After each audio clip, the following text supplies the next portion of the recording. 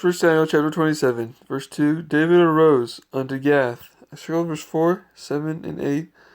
Achish believed David, saying, He hath made his people Israel to abhor him, or hate him. Therefore he shall be my servant forever. Philistines gathered to battle. Achish said to David, Therefore I will make thee keeper of my head forever. Saul had put away wizards out of the land. 5 I circled. Said Saul, Seek me a woman that hath a familiar spirit. Saul sware, No punishment happened to thee for this thing. Bring me up Samuel. She said, An old man cometh up with a mantle. It was Samuel. Samuel said, Thou disquietest me to bring me up? Wherefore? Seeing the Lord is become thine enemy. The Lord hath rent the kingdom and given it to David. Moreover, the Lord will deliver Israel into the hand of the Philistines. And then Saul fell. And they rose up and went away that night.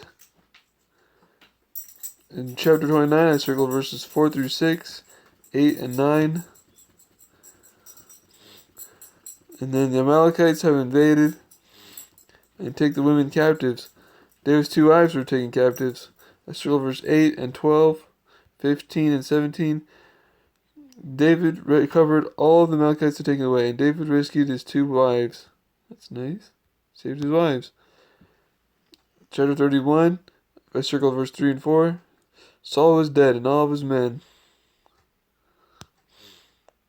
Second book of Samuel, in 1055 BC. I circled verse 11 and 13. I highlighted that he is an Amalekite, and David smote him. And there's a lamentation over Saul. David sent messengers. I circled verse 7 and 10. David was king of Judah. I circled verse 14. Chapter 3, I circled verse 1.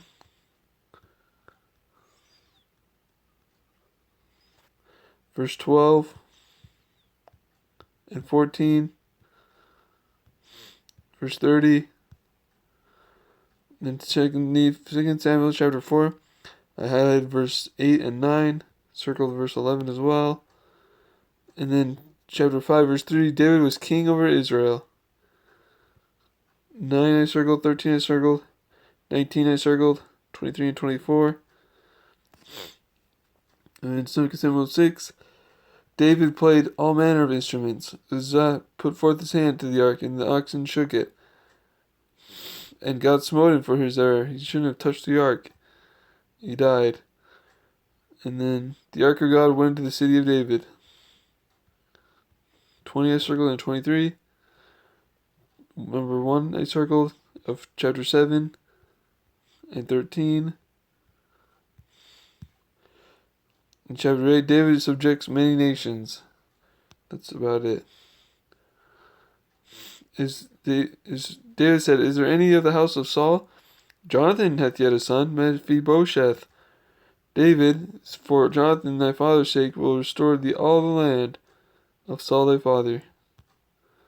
Or grandfather in this case. I highlighted in chapter 10, verses 3 through 6. And then in chapter 11, verse 1, there's battle, but David tarried still at Jerusalem.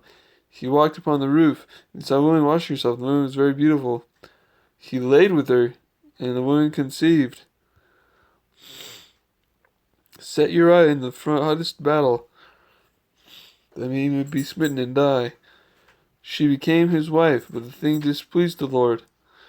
The Lord sent Nathan, and he said, There were 2 men in one city. The rich man had exceedingly many, but the poor man had one little ewe lamb as a daughter.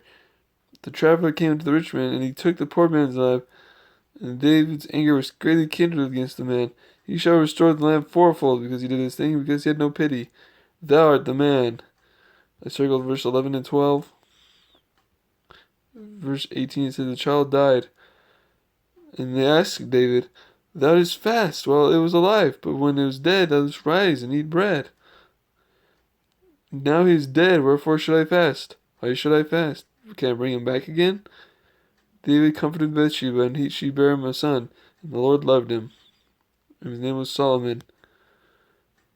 Joab sent have taken the city of waters. Take it, lest I take the city, and it shall be called after my name.